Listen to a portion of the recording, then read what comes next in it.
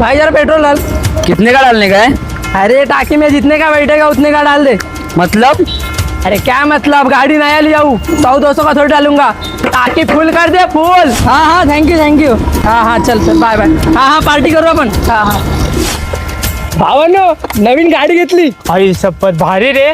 चल ना आपण तिघ जण फिरून येऊया. येडायस काय, गाडी नवीन आहे, ट्रिपल सीट मी घेत नाही गाडीवर। वेडे आता गाडी नवीन घेतलीच आहे तर आता दोघं जण तरी फिरून येऊया. उतर उतर उतर उतर। गाडीला ती सिंगल सीटची सवय होऊन जाऊ दे। बाईकवर कवर टाकून घेतो, बाईक नवीन आहे, धूळ बिल बसल दिवसभर।